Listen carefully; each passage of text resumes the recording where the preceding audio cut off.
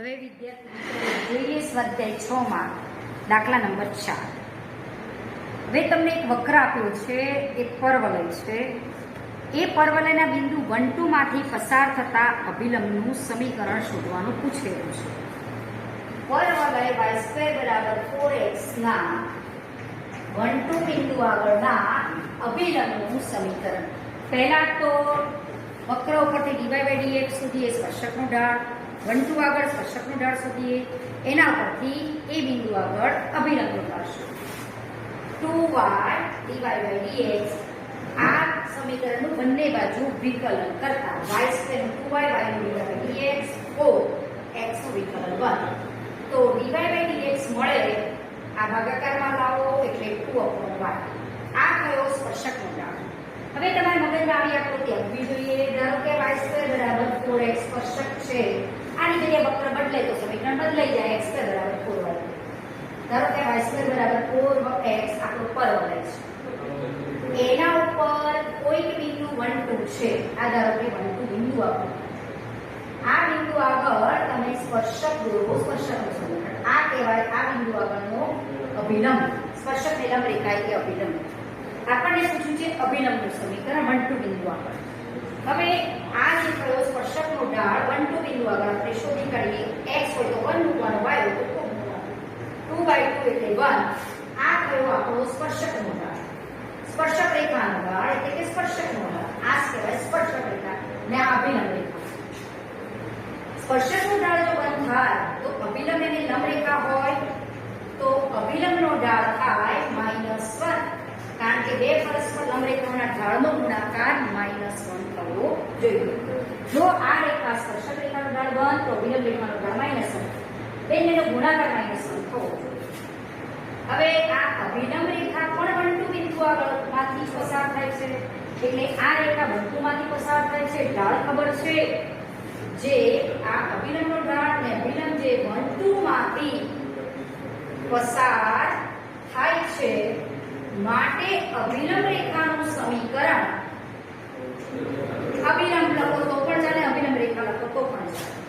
અભિલંબ રેખાનું સમીકરણ y - y1, y1 એટલે x1 y1 બિંદુ બરાબર m × x - x1. y - 2 = -x + 1. આ બાજુ x લાવો તો આ તમારે થશે અભિલંબ રેખાનું સમીકરણ. તમારી ચોપડીની પાછળ આ જવાબ આપ્યો છે. વક્ર આગળ કંઈક જુદો છે. x² બરાબર 4y. પણ વક્ર બદલી કાઢજો. y² બરાબર 4x કરશો તો ચોપડીનો પાછળનો જવાબ આવશે. જે વક્ર આપ્યો એ પ્રમાણે કામ કરો તોય તમારો જવાબ સાચો છે. પણ આપણે જે પાછળ આપ્યો છે જવાબ લાવવા માટે આપણે રકમમાં અહીંયા બદલાવ કર્યો છે. y² બરાબર 4x ની જગ્યાએ, સોરી, x² બરાબર 4y ની જગ્યાએ મેં y² બરાબર 4x પરવાને લઈએ તો સમીકરણ આ બની છે. હવે અહીંયા પાંચમો દાખલો જોઈએ.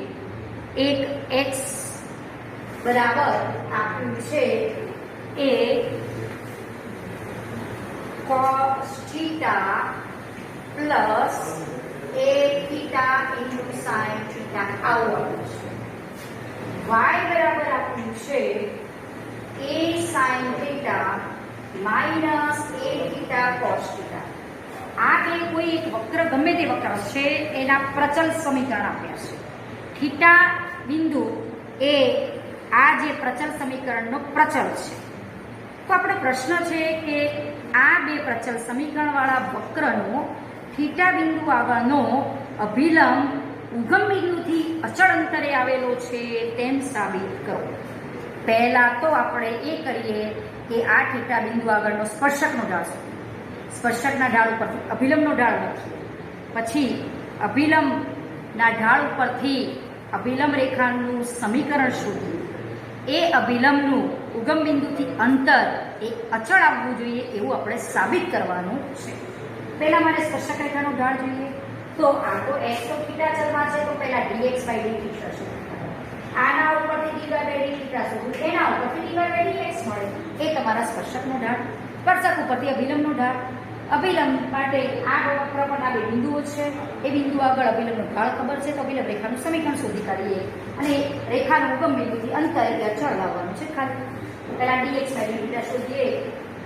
એક એક સ્ટેપમાં વિચાર કરવાનો.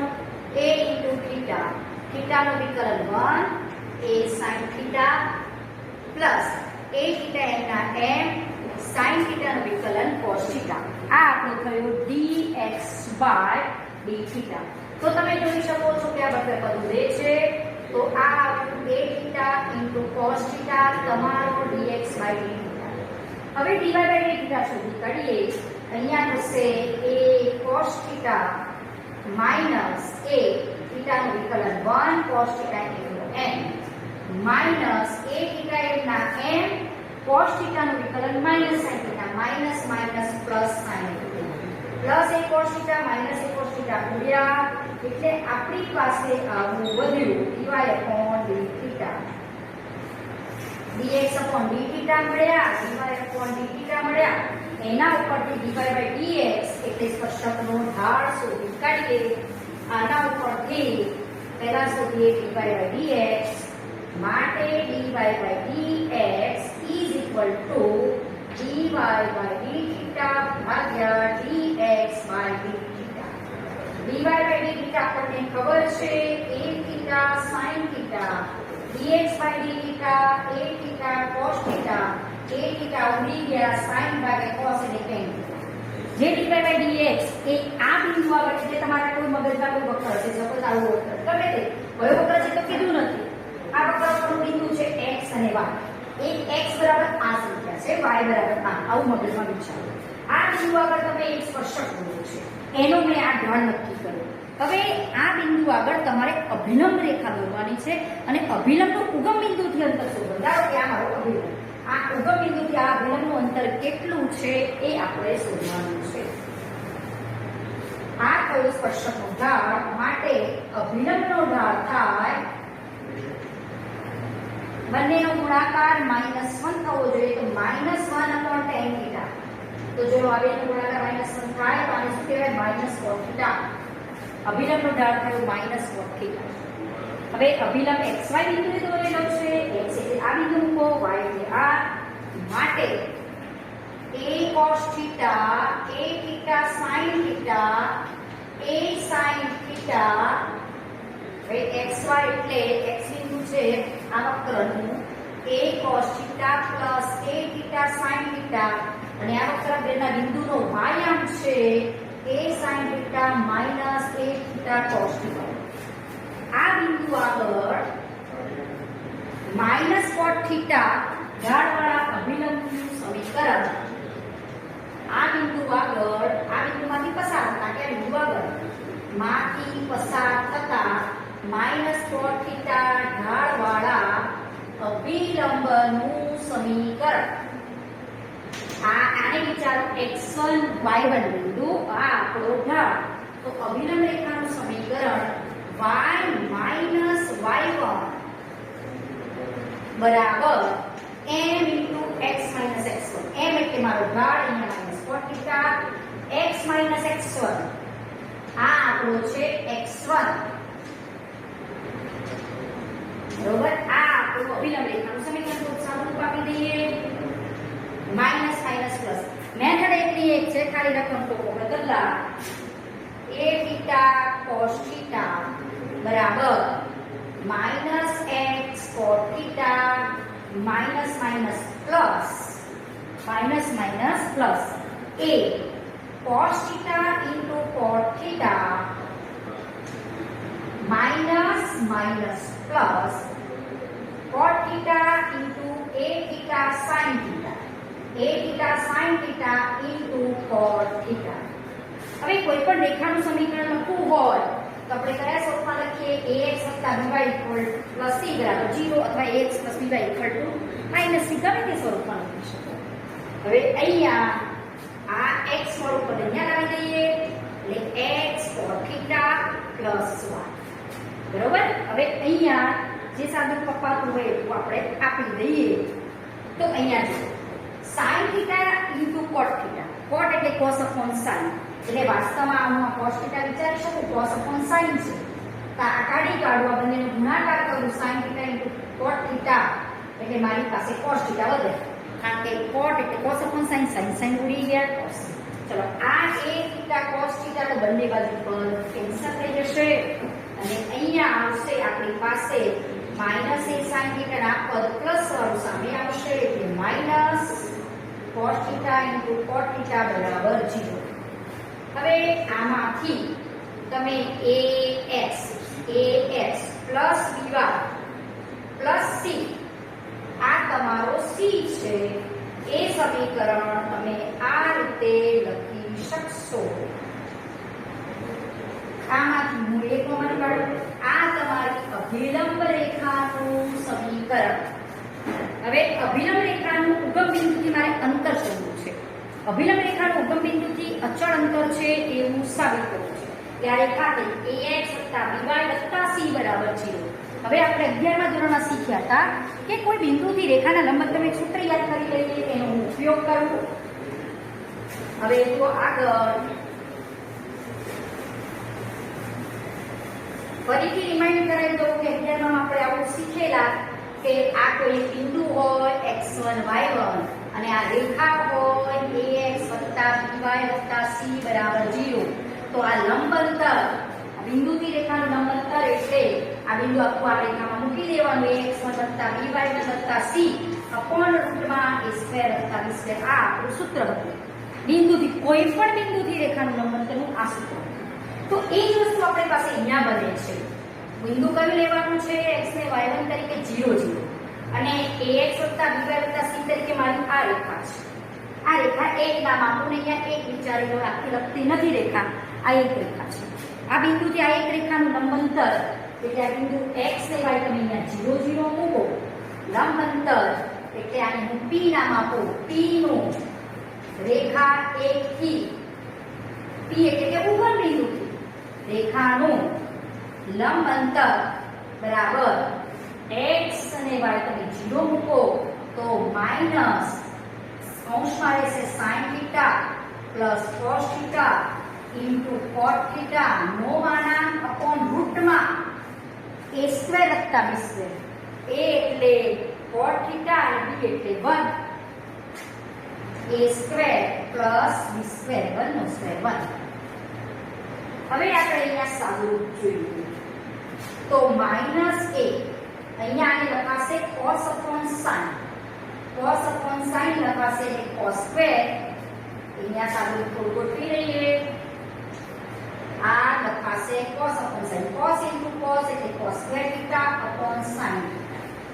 અને નીચે છે cos સ્ક્વેર થીટા પ્લસ 1. હવે અહીંયાથી આ sin થીટા હું લસા લઉં તો આ થશે sin square theta. sin square theta અને માઈનસ માનાંક a કૌંસમાં રહેશે sin સ્ક્વેર થીટા વત્તા cos square theta upon sin theta આ ઉપરનું નીચે cosec square minus cot square બરાબર 1 તો 1 પ્લસ cot સ્ક્વેર એટલે cosec સ્ક્વેર નું વર્ગમૂળ એટલે cosec minus a sin square વત્તા cos સ્ક્વેર એટલે 1 અને 1 અપોન sin એટલે cosec થીટા બરાબર. આ આપણું પદ રહેશે અને અપોન cosec થીટા. થીટા આપણે અહીંયા જે થીટા છે એ ધન હોવાનો એટલે પહેલા ચરણ અથવા બીજા ચરણમાં લો તો cosec થીટા ધન થાય. આ પદ ઉડી જાય. માનાંક cosec થીટા માઈનસ માનાંક a નો માનાંક a રે a નો માનાંક કે માઈનસ a નો માનાંક બે વસ્તુ એક જ. cosec થીટા અહીંયા ઉડી જશે. sin સ્ક્વેર વત્તા cos સ્ક્વેર થીટા એટલે 1 છે. અહીંયા તમે થીટા આપવો જોઈએ કે ક્યાં છે પણ આપ્યો નથી. થીટા કયા ચરણમાં કે કઈ ક્યાં આવેલો છે આપ્યો નથી તો આપણે ધન લઈ લઈશું. પહેલા ચરણમાં લઈ લઈએ. પહેલા ચરણમાં લઈએ તો આનું માનાંક ધન થાય. cosec cosec ઉડી જાય. માઈનસ એનું માનાંક પ્લસ a એટલે શું સાબિત થશે કે અભિલંબનું ઉગમ બિંદુથી અચળ અંતર છે એવું તમે આમાંથી આપણે આ સાબિત કરી શકીએ. બરોબર.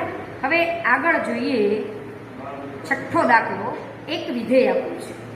કયા અંતરાલમાં વધે છે અને કયા અંતરાલમાં ચુસ્ત રીતે વધે છે અને કયા અંતરાલમાં ચુસ્ત રીતે ઘટે છે એવો આપણો પ્રશ્ન છે.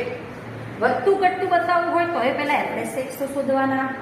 એફએસ એક્સ શોધ્યા પછી એક્સ તમે કેવો લો છો મોટો લો નાનો એફએસ એક્સ 0 થાય ત્યાં ભાગ પડે અને ત્યાંથી વિચારવાનું કે અહીંયાથી આ બાજુ લો કે આ બાજુ લો પછી વધતું ઘટતું વિધેય નથી આ fx ઉપરથી f ડેશ x જોવાનું. જો f dash x strictly greater than 0 થાય તો f એ ચુસ્ત વધતું વિધેય છે તે x માટે એમ કહેવાય, અને f ડેશ x જો સ્ટ્રિક્ટલી લેસ ધેન 0 થાય તો f એ તે x આગળ ચુસ્ત રીતે ઘટતું છે એમ કહેવાય. તો પહેલા આપણે આનું વિધેયનું વિકલન કરવાનું રહેશે, અને અમુક વિધેય જે એવા હોય કે એનું વિકલન અમુક પર્ટિક્યુલર વ્યવસ્થિત કરો તો જ તમારે એનું જે સાદુરૂપ આપીને જે છેલ્લો તમને પદ મળે એ પદ ઉપરથી કંઈક નક્કી કરી શકો. વિધેય ઉપર ડિપેન્ડ રહેશે કે કેવી રીતે સાદુરૂપ આપવું. ભલે વિકલન કરવાનું રહેવું પણ વિકલન અમુક ટેકનિકથી અમુક વિધેયનું કરવું પડે. સૂત્રો આપણા જ હોય upon 2 plus cos x. હવે આનું મારે વિકલન કરવું હોય તો પહેલા વિકલન કરવાનું મલ્ટીપ્લિકેશન પહેલા જોવાનું કે પદ કયું પદ ઉડે છે, કયા પદથી ભાગાકાર થાય છે એ પહેલા નક્કી કરવું. જુઓ આમાં હું છેલ્લા બે પદમાંથી x કાઢું ને તો મને 2 plus cos x મળે છે. અલગ અલગ ભાગાકાર આપું તો આપણું કામ વિકલન માટે ઘણું સરળ. 4 sin x minus x common કાઢો, 2 plus cos x upon 2 plus cos x. અલગ અલગ ભાગાકાર આપો. 4 sin x upon 2 plus cos x minus આ ભાગ્યા એટલે આ પદ પોતે ઉડી જશે, આ મારો થશે fx. હવે કેટલું સરળ થઈ ગયું. પહેલામાં ભાગાકાર અહીંયાથી કર્યો હોત ભાગાકારના નિયમ પ્રમાણે વિકલન તો થોડું મેબી પોસિબલ કે બહુ મોટા મોટા પદો આવત અને ક્યાંક પદ રહી જાય પ્લસ માઇનસમાં તો ખોટું પડે. વિકલન f ડેશ x શોધો. આનું ભાગાકારના નિયમ પ્રમાણે આનું x ના સાપેક્ષ વિકલન થશે 2 plus cos x નો વર્ગ 2 plus cos x m નો m ઉપરનું પદ 4 sin x નું વિકલન 4 cos x minus 4 sin x m નો m નીચેના પદનું વિકલન 2 plus cos x નું 2 નું 0 cos x નું minus sin x અને 1 નું x નું 1. તો હવે અહીંયા જુઓ 2 plus 4 2 into 2 4 cos square x minus minus plus 4 sin square x અહીંયા 2 into 4 cos x એટલે 8 cos x થશે. 8 cos x plus 4 cos square x plus 4 sin square x upon 2 plus cos x નો whole square. 2 plus cos x નો whole square minus 1. તમે અહીંયા જોવો છો, જો 4 common કાઢો એટલે કૌંસમાં cos square વત્તા sin square એટલે 1. તો છેલ્લું પદ શું મળશે? 8 cos x plus 4 કૌંસમાં તો 1 થઈ જશે. 2 plus cos x નો વર્ગ minus 1. હવે અહીંયાથી આપણે પાછો રસ્તો બદલવાનો. અહીંયાથી વર્ગ છે તો અહીંયાથી આપણે x ધારો કે હું 0 લઉં ને તો કયા x ક્યાં ભાગ પડે જલ્દી નક્કી નથી કરી શકાતું. તો થોડું સાદું પગ આગળના સ્ટેજે પહોંચી જઈશું. આને હું અહીંયા ખાલી ગુણી કરું. 8 cos x વત્તા 4 2 plus cos x નો વર્ગ upon 2 plus cos x નો હોલ વર્ગ. હવે આ તો આપણે વિકલન કરેલું છે. 8 cos x plus 4 minus આનું a વત્તા b ના વર્ગની રીતે વિસ્તરણ કરું તો 2 નો વર્ગ 4. 2 માઈનસ નિશાની અંદર આપું છું. 4 cos x minus cos square x plus cos square x minus નિશાની અંદર મળશે. એટલે આપણે આટલે જો 4 રીતે દેખાય છે. તમે થોડોક સ્ટેપ પૂછો એટલે આનું પદ ઉડતા જશે પણ પ્રેક્ટિસ કરજો. 4 cos x minus cos square x upon 2 plus cos x નો હોલ સ્ક્વેર. ઉપરથી cos x કોમન કાઢો એટલે કૌંસમાં રહેશે તમારી પાસે 4 minus cos x upon 2 plus cos x નો હોલ સ્ક્વેર. એટલે આ દાખલો ટેકનિકલી સાદુરૂપ કરી રીતે આપો એ અગત્યનું છે. ધારો કે મેં અહીંયાથી ભાગાકારના નિયમ પ્રમાણે fx ને gx ધારીને કર્યું હોત તો મોટા મોટા પદો આવે પણ અહીંયા દેખાય કંઈક કોમન નીકળે છે, ભાગાકાર થાય છે તો એવું કંઈક કરી કાઢવાનું. પછી આટલેથી પાછો વસ્તુ બદલવાનો કે અહીંયા આ સાદુરૂપમાંથી આમાં લસા લઈએ તો પ્રમાણમાં સરળ થઈ જશે. હવે આપણું કામ થઈ જશે કે f ડેશ x ક્યાં ધન થાય અને ક્યાં ઋણ થાય એ ચોક્કસ કહી શકાશે. આટલું લખીને પછી આપણે આગળ એના વિકલ્પો પાડવાના. હવે આ વિધેયમાં તો તમે ચોક્કસ કહી શકો છો fx 0 લેવાની જરૂર નહીં, કારણ કે આ તો cosec 0 થાય 4 - cosec 0 થાય. પણ કોઈ એવો દાખલો હોય આપણે જોયું છે fx બહુપદી સ્વરૂપમાં તમે fx અવયવ પાડે fx 0 થાય ત્યાં ભાગ પાડી છે, અને એ ભાગ પાડવાનું એટલું જ કારણ છે કે આની x ની કિંમત, ધારો કે મારે fx 0 લેતા x ની કિંમતો મને મળી 1 ને 2, તો હું એમ વિચારું કે 1 ને 2 તો x અહીંયા લો, x આની વચ્ચે લો ને x આની વચ્ચે લો. પણ અહીંયા જો તમે fx 0 લેવા જશો તો શું થશે? સાદું પાપ્યા પછી ખબર પડી કે આ તો આપણે x આપણો આવો આવ્યો, fx 0 થાય તેનો મતલબ કે આ પદ તો નીચેનું તો નથી 0 થવાનું, ઉપરનું 0 થાય તો cosec 0 થવો જોઈએ અથવા 4 - cosec 0 એટલે 4 cosec બરાબર 4 એ તો શક્ય જ નથી. cosec બરાબર 4 એ તો ક્યારેય શક્ય નથી, કારણ કે cosec નો વિસ્તાર -1 થી 1 છે, cosec ની કિંમત 1 થી મોટી -1 થી નાની આપી જ ના જોઈએ, એટલે cosec બરાબર 4 એ શક્ય નથી. એનો મતલબ કે cosec બરાબર 0 હોવો જોઈએ. એટલે મારે એવા જ પોઈન્ટ નક્કી કરવાના કે ત્યાં cosec 0 થાય છે. તો એટલો તો તમે અહીંયા કોઈ આપણને x માટે બાઉન્ડ્રી આપ્યું નથી કે x આ અંતરાલમાં છે, કંઈ જ આપ્યું નથી, તો આપણે આખી વ્યાપક વાત કરવી પડે. એટલે નક્કી થઈ ગયું કે cosec નો વિસ્તાર તો આપણને ખબર છે -1 થી 1 છે, તો આ તો નક્કી થઈ ગયું કે 4 - cosec તો ધન હોવાનો છે. હવે fx ધન છે, વધતું ઘટતું વિધેય એટલે શું? fx ક્યાં ધન છે ક્યાં ઋણ છે એવા x શોધી કાઢવા.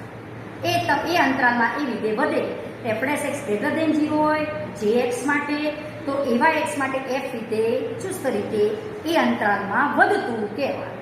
તો અહીંયા એ તો નક્કી જ છે કે cosec ની કિંમત તો -1 ને 1 ની વચ્ચે આવે. અમુક દાખલો લોજિકલી કરવાના, તો 4 - cosec છે એ ઓલવેઝ ધન જ થાય. કેમ? કારણ કે આ કિંમત તો -1 ને 1 ની વચ્ચે છે, આનું તો ગમે તે કિંમત 4 - 1 વચ્ચેની કિંમત એટલે ધન થવાની, અને આ તો ધન હોય જ વર્ગ છે. તો મારા fx ના ચિહ્નનો આધાર cosec ઉપર જ હવે આવીને ટકશે. આ તો ધન થયું, આ ધન છે, એટલે fx ના ચિહ્નનો આધાર ફક્ત cosec ઉપર રહેશે. હવે એના માટે આપણે વિકલ્પો પાડીએ. હવે fx આપણો આ છે, આગળથી કામ કરતા રહ્યા છીએ કે fx આપણને આ મળેલું છે, તો આ ધન છે તથા આ તો ધન હોય જ,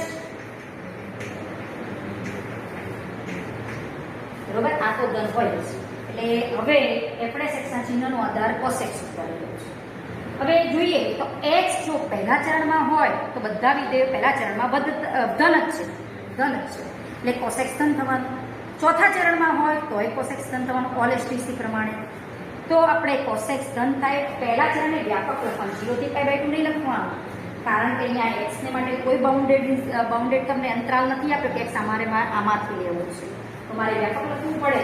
તો જો આ જે આપણું એકમ વર્તુળ છે એ મારા 0 આપણે આમ વિચારીએ કે અહીંયા બિંદુ કેવા આવે છે π/2 π 3π/2, અહીંયા 2π, અહીંયા 5π/2, અહીંયા 3π, આ તો આપણને આવડે છે 7π/2, π/2 ઉમેરતા જઈએ છીએ, અને અહીંયા આવે છે 4π -- તો આ વસ્તુને મારે વ્યાપક લખવી પડે. 0 થી π/2 એ પહેલું ચરણ કહેવાય, અને 2π થી 5π/2 એ પહેલું ચરણ કહેવાય. ત્યારે મારે વ્યાપક લખવું પડે. તો હું આ પહેલા ચરણમાં જો મારો x પ્રથમ ચરણમાં એટલે કે x એમાં હોવો જોઈએ 2k π, આને હું વ્યાપક શું લખું છું 2k π, કારણ કે 0 2π 4π અહીંયા અમે ઘડિયાળના કાંટાની દિશામાં કરશો તો અહીંયા -2π પણ અહીંયા જવાનું, બરોબર ને, +2π પણ ત્યાં જવાનું, એટલે મેં 2k π લખ્યું છે. અને એનાથી તમે 2k π માં જે બીજા π/2 ઉમેરો એ તમારો પ્રથમ ચરણ કહેવાય વ્યાપક. 2k π + π/2 તમે આ વસ્તુને આમ પણ લખી શકો 2k π, ધારો કે હું લસા લઉં 2, તો 4k π + π * 1/2, અને π કોમન કાઢો તો 4k + 1 * π/2 કહેવાય. આનું સાદું રૂપ આપો તો યાદ મળે. આ આપણું પ્રથમ ચરણની લખવાની રીત વ્યાપક. જો x પ્રથમ ચરણમાં હોય તો cosec ધન થાય, માટે fx ધન થાય એ લખી શકો. બીજો વિકલ્પ પડશે, જો x બીજા ચરણમાં હોય, બીજા ચરણને આપણે આ રીતે લખશું. બીજા ચરણને લખવાની રીત કઈ? ધારો કે આ તો હું એન્ટી ક્લોકવાઇઝ કરી ઘડિયાળના કાંટાની વિરુદ્ધ દિશામાં ઘડિયાળના કાંટાની દિશામાં આમ ફરા તો આ -π/2 અહીંયા આવે -π અને +π એક જ જગ્યાએ આવે +- -3π અહીંયા આવે જે +3π/2 છે ઉપર -3π/2 આવે અને આ જે 7π/2 છે ઉપર આવે -7π/2 હવે મારે x જો બીજા ચરણમાં હોય એ લખવું હોય વ્યાપક રીતે તો શું લખાય જો x બીજા ચરણમાં તમે આવું લખો તો ચાલે બીજા ચરણને વ્યાપક ઘણું કહેવાય બીજું ચરણ એટલે 5/2 થી π એટલું જ ના કહેવાય પણ x બાઉન્ડેડ નહીં આપણે ત્યાં છે એટલે વ્યાપક રીતે લખવું પડે x બીજા ચરણમાં છે એનો મતલબ કે x બિલોંગ્સ ટુ જો અહીંયા કેવા આવે છે આના સહગુણકો 1 5 -3 -7 π/2 ના સહગુણકો એવા આવે છે બધી અયુગ્મ સંખ્યાઓ જ્યાં કરીને લખીએ તો અયુગ્મ સંખ્યાઓ આવે છે નક્કી થઈ ગયું π/2 તો હું આને આમ ના લખી શકું 2k એટલે યુગ્મ થાય 1 ઉમેરો એટલે અયુગ્મ થાય k બિલોંગ્સ ટુ z છે અહીંયા જે ક્યાં k બિલોંગ્સ ટુ આપણે z બાકી લેવાનું છે ધારો કે હું 1 લઉં તો શું થાય 3π/2 છે અહીંયા તમારે 2k - 1 લેવો પડશે ધારો કે બિંદુ મૂકી તો તરત જ ખબર પડી કે આ 2k - 1 થી ચાલશે ચલો 1 લો તો શું થાય 2 - 1 એટલે 1 એટલે π/2 છે 2k + 1 લીધો તો 3π/2 આવે 3π/2 નથી બીજા ચરણને અહીંયા આટલું બીજું ચરણ કહેવાય તો આ આખું વિચારી લેવાનું આ રીતે આખું બીજું પછી ધારો કે હું k - 1 લો -2 - 1 એટલે -3 -3π/2 આ સ્થાને છે પછી તો વિચારો 2 લો 2 નો 2 4 4 ઓછા 1 એટલે 3 3π/4 ઓછા 1 એટલે 3π/2 પાછા અહીંયા નથી તો તમે આને લખવું હોય તો હું શું લખી શકું ખબર છે આ 2k π વત્તા +π/2 લખો તો ચાલે તમે અહીંયા અટકશો એટલે તમે શું કરશો અહીંયા 2k π +π/2 કરી આપણી વાત પૂરી થઈ જશે 2k π ડાબી એમાં π/2 ઉમેરો એટલે આ બિંદુ પર આવે અને એમાં પાછા π/2 ઉમેરો એટલે તમે આ બિંદુ પર આવી ઊભા આને વ્યાપક લખવું હોય તો 2k π લખાય એટલું ધ્યાન રાખવાનું આને વ્યાપક લખવું હોય તો 2k π વત્તા π/2 લખાય આ બિંદુને વ્યાપક લખવું હોય તો 2k π π/2 વત્તા બીજા π/2 ઉમેર્યા એટલે +π લખાય પાછા π/2 ઉમેરો તો 2k π + 3π/2 આને લખાય બરોબર હવે અહીંયા x બીજા ચરણમાં છે કે 2k π વત્તા π/2 થી 2k π વત્તા π છે જ્યાં k બિલોંગ્સ ટુ z તો cos x તમારો ઋણ થશે cos x ઋણ થાય તો f x ઋણ કહેવાય એનો મતલબ કે x જો પ્રથમ ચરણમાં હોય તો f x ધન થાય છે એટલે f વધતું વિધેય કહેવાય ચુસ્ત વધતું વિધેય કહેવાય અને આ f ચુસ્ત ઘટતું કહેવાય અને જો x ત્રીજા ચરણમાં ત્રીજા ચરણને વ્યાપક લખો તો શું લખાય 2k π + π પાયમાં π/2 ઉમેરો બીજે એટલે 2k π + 3π/2 એટલે x તમારો 2k π + π થી 2k π + 3π/2 માં હોય જ્યાં k બિલોંગ્સ ટુ z તો cos x તમારો ત્રીજા ચરણમાં ઋણ થાય માટે f x પણ ઋણ થાય માટે f ચુસ્ત ઘટતું કહેવાય ત્રીજા ચરણમાં ચુસ્ત ઘટતું હવે ચોથા ચરણની વાત કરીએ જો x ચોથા ચરણમાં હોય ઓલે સ્થિતિમાં આવી ગયા આપણે ચોથા ચરણમાં જો x ચોથા ચરણમાં હોય એટલે કે અહીંયા હોય તો શું લખાય 2k π 3π/2 2k π 3π/2 થી 2k π 3π/2 માં બીજા π/2 ઉમેરો એટલે 2π તો x તમારો 2k π + 3π/2 થી 2k π + 2π માં 3π/2 વત્તા π/2 કરો એટલે 4π/2 એટલે 2π કહેવાય તો cos x તમારો ધન થશે ચોથા ચરણમાં માટે f x ધન થાય માટે f ચુસ્ત વધતું કહેવાય તો બધું ક્યાં રીતે ચુસ્ત વધ્યું ક્યાં પહેલા ચોથામાં બીજા ત્રીજા ચરણમાં ચુસ્ત રીતે ઘટ્યું છે એમ આપણે આ વિધેય માટે લખી શકીએ બરોબર એટલે આ રીતે તમે આ દાખલો આપણે કરવાનો રહેશે હવે આગળનો દાખલો જોઈએ કે સાતમા દાખલામાં એક વિધેય આપ્યું છે કયા અંતરાલમાં વધે છે કયા અંતરાલમાં ઘટે સેમ પ્રોસેસથી દાખલો કરવાનો તો ભાગ તો અહીંયા ક્યાં પડે cos x 0 થાય ક્યાં ભાગ પડે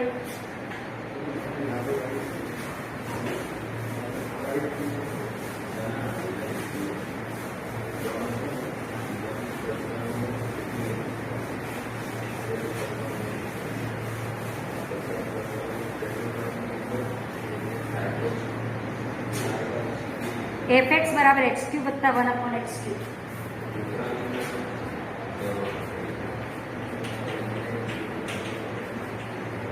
x not equal to 0. કયામાં અંતરાલમાં વધે છે કયા એટલે તો આપણે x શોધવાનું છે. વિકલન પાવર જોઈએ આપણને 3x². આ શું છે x ની -3 ઘાત એટલે આનું વિકલન શું થશે -3x ની -4 x n પ્રમાણે વિકલન એટલે -3/x ની 4 ઘાત લખાય આને એ આપણે લખ્યું. હવે અહીંયા થી કોમન નીકળે છે x² - 1/x ની 4 ઘાત 3 આ 4 લસા લો તો અહીંયા બનશે x ની 6 - 1/x ની 4 ઘાત એટલે 3/x ની 4 x ની 6 - 1 ના અવયવ પડે x² નો ઘન -1 નો ઘન એ ઘન માઈનસ વિઘન ના અવયવ તો કૌંસમાં આવશે x ની 4 + x² + 1 આ આપણું એપ્રેસ x થશે અને આના અવયવ પાડો એટલે x - 1 x + 1 x ની 4 + x² + 1 આ આપણું એપ્રેસ x થશે. એપ્રેસ x 0 ક્યાં થાય છે 1 અને -1 આપણે આવા અવયવ મળે તો આપણે એપ્રેસ x 0 લઈ જ્યાં ભાગ પડતા હોય ત્યાં આપણે ભાગ પાડી અને x અહીંયા લેવાનો -1 થી નાનો -1 બંધ છે 1 થી મોટો અને એના ઉપરથી એપ્રેસ x ધન થાય છે કે ઋણ થાય છે નક્કી કરવાનું. હવે જો x -1 થી નાનો હોય એટલે કે નાનો -1 થી નાનો હોય તો 1 થી નાનો કહેવાય દેખાય જ છે આકૃતિમાંથી આ 1 -1 થી નાનો તો આ બાજુની સાઈડ છે 1 થી પણ નાનો કહેવાય તો એનો મતલબ થયો કે x + 1 પણ ઋણ અને તમારો x -1 એ બંને ઋણ થાય માટે x + 1 ઋણ x - 1 પણ ઋણ x એ 1 થી નાનો પણ કહેવાય એટલે x - 1 ઋણ આ ઋણ એટલે ધન તો x તો ગમે તે હોય 4 ઘાત છે એટલે ધન આ ધન અને વત્તા 1 એટલે આ ધન થયો માટે એપ્રેસ x તમારો ધન થશે કોના માટે x - 1 થી ધનમાં લો તો પછી x તમે જો -1 થી ધનમાં આપણને ચુસ્ત વધતું ઘટતું નથી કીધું આને ખાલી વધતું અને ખાલી ઘટતું કીધું છે એટલે = 0 ને પણ આપણે મગજમાં લેવા પડશે. હવે = 0 કરવો હોય તો અહીંયા x ની કિંમત તમે -∞ થી આ -∞ કહેવાય +∞ કહેવાય -1 ઇન્ક્લુડ કરો ધારો કે મેં -1 ઇન્ક્લુડ કર્યા પણ = 0 થાય = 0 તો x ની કિંમત -1 અને એનાથી નાની હશે તો તમારું એપ્રેસ x > 0 માટે f વધતું કહેવાશે માટે f વધતું વિધેય કહેવાય. હવે બીજો લો -1 થી 1 ના અંતરાલમાં તમારો x આવ્યો હોય x ∈ -1 થી 1 બંને ઇન્ક્લુડ કરે એનો મતલબ કે x તમારો અહીંયા છે આનો મતલબ કે આ થયો આનો મતલબ કે આ પ્લસને સામે લઈ જાઓ x + 1 > 0 x - 1 ≤ 0. હવે આ ધન આ ઋણ આમાં તો ખબર પડે છે કે આ x અહીંયા જો ગમે ત્યાં તો 1 થી નાનો -1 થી મોટો આવે એટલે x + 1 > 0 પછી આ ધન થશે આ ઋણ થશે ના તો ધન છે જ ધન ઇન્ટુ ઋણ એટલે ઋણ કહેવાય. આ ઋણ આ ધન = 0 પણ થઈ શકે બાઉન્ડરી પોઈન્ટ આગળ -1 ને બનાવ તો f એ અહીંયા એપ્રેસ x > 0 મળ્યો એટલે f ઘટતું વિધેય અહીંયા બને ને. હવે બીજો વિચારી કે x ની કિંમત 1 થી મોટી લો 1 અને 1 થી મોટી x > 1 કેમ = 1 લીધા કારણ કે જો =1 લો તો એપ્રેસ x 0 થઈ શકે અને આપણને પૂછ્યું છે ફક્ત વધતું ઘટતું એટલે x - 1 ધન થાય અને x 1 થી મોટો અહીંયા હોય તો -1 થી પણ મોટો જ કહેવાય તો એ x + 1 પણ ધન થાય અને આ ધન ઇન્ટુ આ ધન છે આ = 0 પણ કરો માટે એપ્રેસ x > 0 માટે f એ વધતું વિધેય બનશે કયામાં 1 થી ∞ માં -∞ થી -1 માં વધતું -1 થી 1 માં ઘટતું અને 1 થી ઇન્ફિનિટી ગ્રેટર ઇક્વલ ટુ 1 એનો મતલબ કે આ સાઈડ પણ 1 અને 1 થી મોટો, તો એમાં આ વિધેય તમારું બનશે વધતું વિધેય બન્યું છે. બરાબર, એટલું તમે કહી શકો. આ વસ્તુ માટે x બરાબર અહીંયા -1 પણ લીધા છે, કેમ ઇક્વલ ટુ 0 જોઈએ એટલે. હવે આગળ વાત કરીએ દાખલા નંબર 8 નો. જેનું શીર્ષ પ્રધાન અક્ષનું એક અંત્યબિંદુ હોય તેવા એક ઉપવલય આપ્યું છે. એમાં અંતર્ગત સમદ્વિભુજ ત્રિકોણનું ક્ષેત્રફળ મહત્તમ શોધો. હવે પહેલા તો આ રકમ વાંચીને આકૃતિ બનાવવાની રહેશે. પહેલા આપણે નક્કી કરીએ કે શીર્ષ ત્રિકોણનું જે છે એ પ્રધાન અક્ષનું એક અંત્યબિંદુ છે. કોના પ્રધાન અક્ષનું? ઉપવલયના. ઉપવલયના પ્રધાન અક્ષનું જે એક શિરોબિંદુ છે એ સમદ્વિભુજ ત્રિકોણનું એક અંત્યબિંદુ છે, એટલે કે એનું શીર્ષ બન્યું છે. શીર્ષ અહીંયા અંત્યબિંદુ લખવું જોઈએ, તો તમે અહીંયા એના માટે વાત વ્યવસ્થિત આકૃતિ દોરી શકો. ધારો કે આ આપણો ઉપવલય આપ્યો છે. ઉપવલયનું સમીકરણ x²/a² અથવા y²/b² આ આપણો ઉપવલય.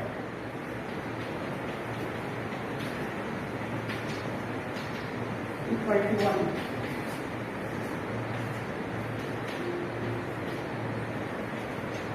A0, 0b, 0 minus b, અને આ બિંદુને નામ આપીએ a' minus a0. હવે એમ કે છે કે જેનું શીર્ષ પ્રધાન અક્ષનું અંત્યબિંદુ હોય એવો એક સમદ્વિભુજ અંતર્ગત સમદ્વિભુજ ત્રિકોણ, એટલે કે આ જે ઉપવલય છે એની અંદર મારે સમદ્વિભુજ ત્રિકોણ દોરવાનું છે, જેનું એક અંત્યબિંદુ આનું શીર્ષ હોય. પ્રધાન અક્ષનું શીર્ષ, આ પ્રધાન અક્ષ કહેવાય, એનું શીર્ષ છે પેજ. આમ તો લખવું જોઈએ એણે કે પ્રધાન અક્ષ પરનું એક અંત્યબિંદુ આ સમદ્વિભુજ ત્રિકોણનું એક અંત્યબિંદુ છે, એમ લખવું જોઈએ. ધારો કે આ આપણો APQ સમદ્વિભુજ ત્રિકોણ છે. સમદ્વિભુજ ત્રિકોણ આપણો APQ છે એવું વિચારો. ચલો અહીંયા હવે આ ત્રિકોણનું ક્ષેત્રફળ મહત્તમ કેટલું થાય એ શોધવાનું છે. પહેલા તો ત્રિકોણનું ક્ષેત્રફળનું સૂત્ર આપણે યાદ કરવું પડે. ત્રિકોણના ક્ષેત્રફળનું સૂત્ર 1/2 પાયો ગુણ્યા વેધ. તો આ આપણો સપોઝ અહીંયા વેધ જેવું કામ કરશે, am વેધ. તો ત્રિકોણ જે સમદ્વિભુજ છે એટલે મારી બે બાજુ આ ત્રિકોણની સમાન છે એવું આપેલું છે. હવે આ બિંદુ એ ઉપવલય પરનું બિંદુ છે ને, P બિંદુ, અને Q બિંદુ પણ ઉપવલય પરનું બિંદુ છે મારી પાસે. તો આ P બિંદુ આ ઉપવલય પર છે, એટલે ઉપવલયના સમીકરણનું સમાધાન કરે એવું બિંદુ હોવું જોઈએ. અને ઉપવલયના પ્રચલ સમીકરણો છે આપણી પાસે. આ જો ટાઈપનું ઉપવલય હોય તો એના પ્રચલ સમીકરણો છે x = a cos θ, y = b sin θ, θ belongs to 0 થી π. આ આપણું ઉપવલયના પ્રચલ સમીકરણ છે. તો અહીંયા P બિંદુ ઉપવલય પર છે એટલે આના નામ a cos θ અને b sin θ આ એ આપણે કહી શકીએ. મારે શેની જરૂર પડશે? ત્રિકોણ APQ જે સમદ્વિભુજ છે એનું ક્ષેત્રફળ બરાબર 1/2 પાયો એટલે આ ત્રિકોણનું PQ કહીએ અને વેધ એટલે AM. બરોબર, આ AM કહેવાય. પહેલા અમારે ક્ષેત્રફળનું સૂત્ર બનાવવું પડશે. વિધેય 1/2 PQ. આ P અને Q બિંદુ વચ્ચેનું અંતર શોધવું છે. તો આપણે આ બે અંતર તો સરખા જ હશે, બરોબર. હવે અહીંયા જોઈએ, આ બે સરખા છે. હવે અહીંયા આ બે બિંદુના યામ આપ્યા છે a cos θ અને b sin θ. તો આટલું મારું અંતર છે a cos θ થવાનું, આટલું મારું અંતર b sin θ થવાનું. આ પણ b sin θ એટલે PQ થશે b sin θ વત્તા b sin θ એટલે 2b sin θ. PQ બરાબર થશે 2b sin θ. એ આપણે અહીંયાથી જોઈ શકીએ છીએ. પછી મારે વેધ AM શોધવું પડશે. આ એમ બિંદુ x અક્ષ પર છે તે y તો 0 લઈ જ દેવાનું. આ બિંદુનો x યામ એક cos θ છે તો આ એમ બિંદુનો પણ x યામ એક cos θ જોયા શિરોલંબ રેખા છે. બરોબર, એમ બિંદુને આમ નક્કી થઈ ગયું.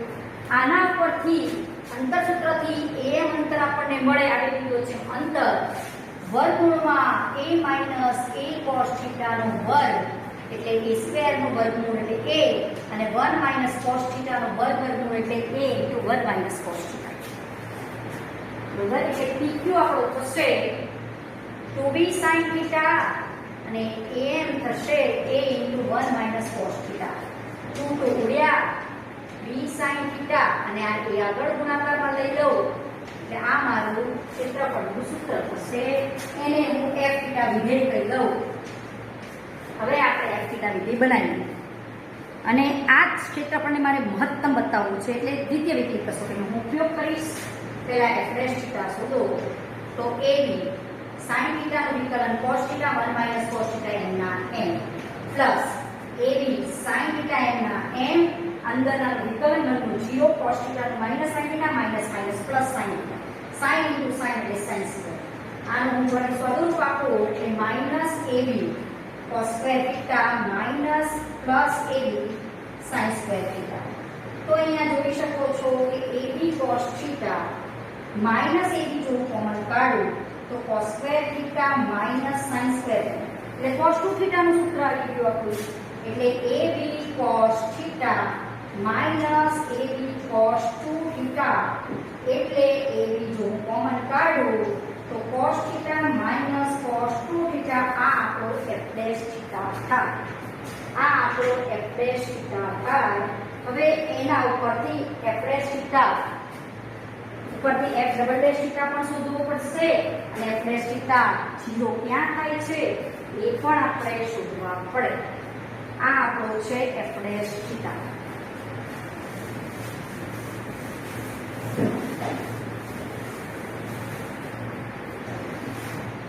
આપણને ક્ષેત્રફળ મહત્તમ થાય એવું આપણને પૂછેલું છે. f' θ બરાબર 0. હવે a b તો અહીંયા 0 નથી એટલે આ 0 હોવું જોઈએ. માટે cos θ માઈનસ cos 2 θ બરાબર 0. આનો મતલબ થયો કે cos 2 θ બરાબર cos θ. હવે cos 2 θ નું સૂત્ર ખબર છે 2 cos સ્ક્વેર θ માઈનસ 1 બરાબર cos θ. cos માં દ્વિઘાત સમીકરણ આવ્યું, અવયવ પાડીએ તો 2 - 1 એ આપણા અવયવ 2 અને 2 ઓછા 1 એટલે 1. 2 cos θ કોમન એટલે cos θ ની બે કિંમતો મળી. cos θ 1 કે 2 cos θ + 1 0 એનો મતલબ કે cos θ -1. હવે cos θ = 1 તો θ તમારો 0 હોય 2π હોય ગમે તે હોઈ શકે. પણ જ્યારે આપણે ઉપર p બિંદુ મૂકેલું ત્યારે એના યામ આપણે પ્રચલ સમીકરણ તરીકે લીધેલા a cos θ અને b sin θ ત્યારે તમારે θ 0 થી π માં આપણે લીધેલું છે. તો આ વસ્તુ ત્યાં આવે નહીં કારણ કે આ જો θ cos θ 1 લો તો θ મારો 0 થાય, 2π થઈ શકે, 4π થઈ શકે એટલે 3π પણ થઈ શકે, π પણ થઈ શકે cos જ્યાં 1 થતું હોય ત્યાં. હવે અહીંયા તો π ના થાય કારણ કે cos π તો -1 સોરી cos 0 2π ± 2π ± 4π. પણ આપણે θ 0 થી π માં લેવાનું છે. θ 0 થી π માં લેવાનું છે. તો આ વસ્તુ ત્યાં આવશે નહીં. હવે આ વસ્તુ વિચારવાનું cos ઋણ આવ્યો 0 થી π પહેલું બીજું ચરણ પહેલામાં તો ધન હોય એનો મતલબ કે બીજા ચરણમાં હોવો જોઈએ મારો θ. તો cos π ની બેઝિક વેલ્યુ 1/2 આ -1/2 છે તો θ શું હોવો જોઈએ π - π/2. તો આ θ તમારો 2π/3 થયો. એટલે f' θ 0 ક્યાં થાય છે કયા θ માટે 2π/3 માટે. એ θ મારે f ડબલ ડેશ θ માં મૂકવાનો અને f ડબલ ડેશ θ માં હું આપવો જોઈએ અને એ જે θ છે એ θ મારે અહીંયા મૂકવાનો અને જે ક્ષેત્રફળ મળે એ મારું મહત્તમ ક્ષેત્રફળ થાય. એ મારું મહત્તમ ક્ષેત્રફળ થાય. હવે પહેલા f ડબલ ડેશ θ શોધી કાઢીને જોઈએ કે ઋણ છે કે નહીં. f ડબલ ડેશ θ ક્યાંથી શોધશું? અહીંયાથી શોધવું આપણને સરળ પડશે. અહીંયાથી ના થતો રહેશે, પાછો ગુણાકાર કરવો પડે નિયમ f double dash theta ab કોસનું માઇનસ સાઇન અને માઇનસ કોસ ટુ થીટાનું minus plus sine two theta into 2 બરોબર. આ આકૃતિ પર હવે અહીંયા સાદું કાપીએ તો માઇનસ સાઇન થીટા આ થયો થીટા બરાબર મારે મૂકવાનું છે અહીંયા 2 પાઈ બાય 3 આ થયું 2 અને 2 sine theta cos theta apply કરો 2 into 4 sine theta cos theta થયું. AB sin θ કોમન કાઢો, આમાંથી sin θ કોમન નીકળે છે તો 4 cos θ -1 કહેવાય, 4 cos θ -1. હવે આ f ડબલ ડેશ થીટા આપણો થયો. થીટા એટલે 2π/3 મળેલો છે એ અહીંયા મૂકો. એના માટે ઋણ થવું જોઈએ આ વસ્તુ. AB sin 2π/3 4 cos 2π/3 -1 AB sin 2π/3 એટલે pi minus pi/3 એટલે 1/3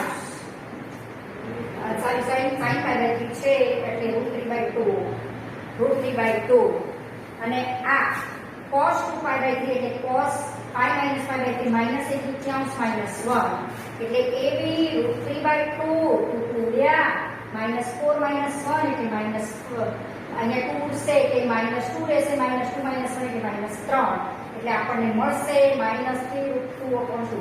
આ તો ધન છે, આ તો ધન કહેવાય ને, આગળ ઋણની નિશાન સાબિત થઈ ગયું. f ડબલ ડેશ 2π/3 ઋણ થયો માટે આ થીટા માટે આ ક્ષેત્રફળ મહત્તમ થાય. એ જે થીટા છે એ તમારે અહીંયા મૂકી અને જવાબ કાઢી દેવાનો, એટલું આપણું ક્ષેત્રફળ થાય. થીટા ઇઝ ઇક્વલ ટુ 2π/3 આમાં મૂકી દેવાના રહેશે. બરોબર. આગળનો દાખલા આપણે પછી જોઈશું.